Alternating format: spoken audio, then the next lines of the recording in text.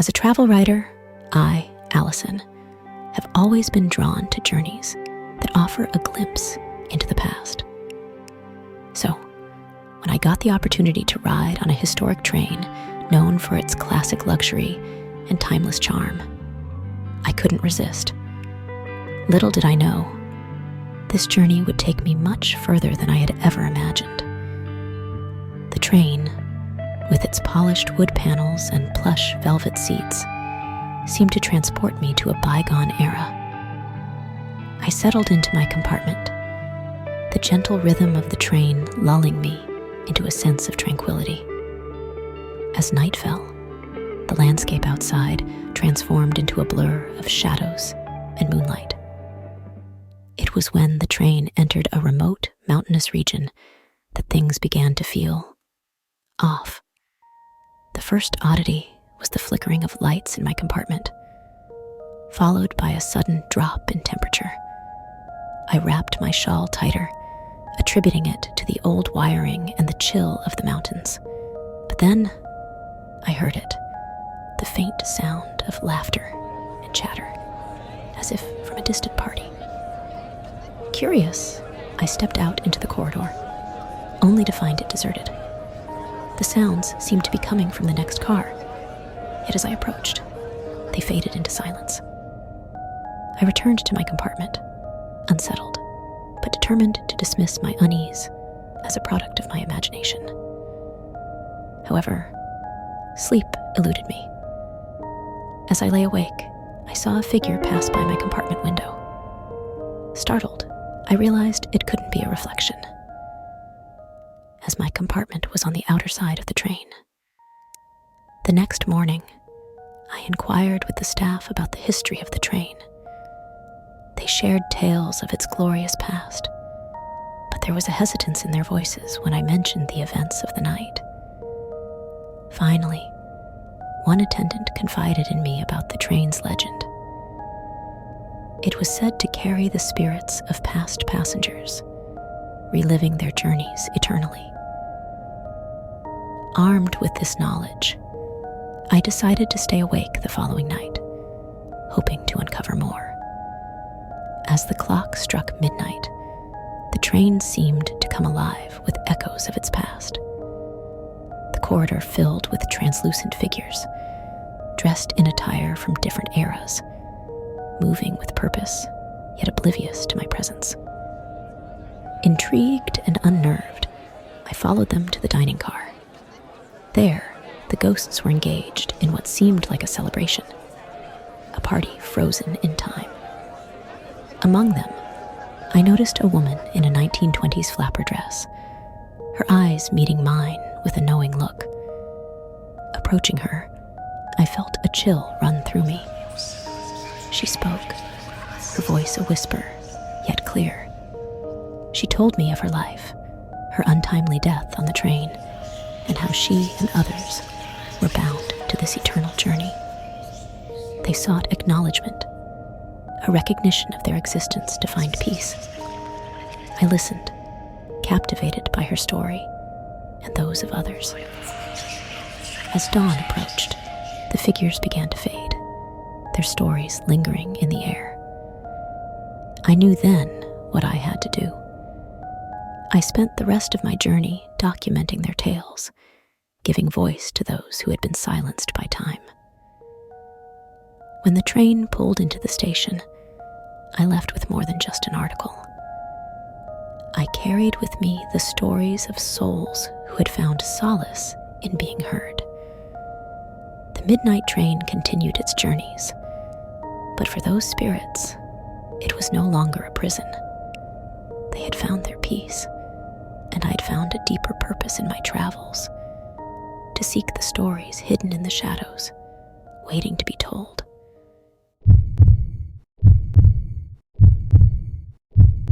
In the heart of the city, nestled among modern skyscrapers, stood an old building, a relic of the past with its Art Deco facade and brass fixtures. My name is Tom, and I worked there as an elevator operator, managing the building's ancient creaky elevator. It was a job that most considered obsolete, but in this building, It was a necessity. The elevator, with its ornate metal gates and wooden paneling, had a character of its own. It was temperamental, often choosing to stop between floors or jolting unexpectedly. I was used to its quirks, but then things started to get strange. It began one evening during a late shift.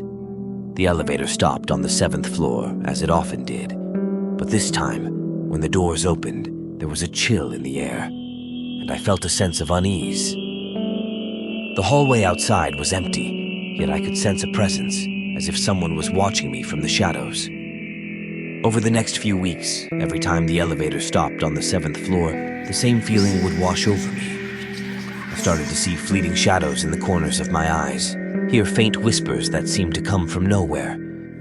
Curiosity and a sense of duty led me to investigate. I learned that the 7th floor had been unused for years, ever since a tragic incident that had occurred decades ago. It was said that a young woman, a tenant of the building, had vanished without a trace, and her apartment on the 7th floor had been sealed off ever since. One night, driven by a need to know the truth, I decided to explore the 7th floor. The hallway was shrouded in darkness, the only light coming from my flashlight. As I walked, the whispers grew louder and the temperature dropped. I found the sealed apartment and, to my surprise, the door was slightly ajar. Pushing it open, I stepped inside.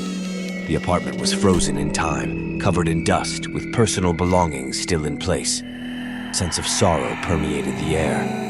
Then, I saw her, the ghostly figure of a young woman standing by the window, looking out into the night. She turned to me, her eyes filled with sadness. In that moment, I understood. She was the missing tenant, trapped in a world between the living and the dead. I spoke to her, offering words of comfort, acknowledging her presence. As I did, a sense of peace filled the room. The ghostly figure smiled faintly, then faded away, finally released from her earthly bonds. From that night on, the 7th floor was no longer a place of shadows and whispers. The elevator continued its service. The eerie occurrences ceased. I continued my job, now with a deeper understanding of the building and its history. The old building, with its secrets and memories, stood as a testament to the past, and I, as its elevator operator, became the keeper of its stories, both seen and unseen. In the quaint corner of our sleepy town stood a toy shop, a relic from a bygone era. It was bequeathed to me, Sarah, by my grandfather, a toy maker known for his exquisite craftsmanship. The shop, with its creaky wooden floors and shelves lined with vintage toys, was a portal to the past. I always felt a sense of nostalgia within its walls, surrounded by dolls with porcelain faces, wooden soldiers standing at attention, and music boxes that played haunting melodies. But as I took over the shop, I began to notice peculiar occurrences. It started subtly. A doll's position slightly altered, a tin soldier turned the other way, or a music box lid left open. I dismissed these as forgetfulness on my part. However, the night I heard the laughter was when I could no longer ignore the strangeness. It was a soft giggle, like that of a child playing a game. I paused, the sound sending a shiver down my spine. The shop was empty, the streetlights casting long shadows through the windows. The laughter seemed to come from the back of the shop, where the oldest toys were kept. Curiosity overcame my apprehension, and I ventured towards the sound. There, I found an old puppet theater, its curtains slightly swaying. As I approached, the laughter ceased, replaced by a whispering that was too low to discern. Each night thereafter, the occurrences became more pronounced. Toys would rearrange themselves, and the laughter and whispers grew louder. I started researching the history of the toys and the shop, hoping to find an explanation. My search led me to a chilling discovery. The toys, each with a unique history, were once beloved by children who met tragic fates. It was as if the spirits of these children clung to their favorite playthings, unwilling to let go of their earthly joys. One particular doll, with glassy blue eyes and a frayed satin dress, seemed to be the epicenter of the activity. It belonged to a little girl named Lily, who vanished mysteriously decades ago. The more I learned about Lily, the more intense the phenomena became. Determined to unravel the mystery, I decided to stay overnight in the shop.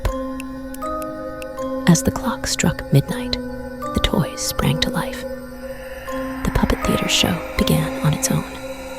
Dolls danced without strings, and the tin soldiers marched in unison. In the midst of this eerie spectacle, Lily's doll turned to me.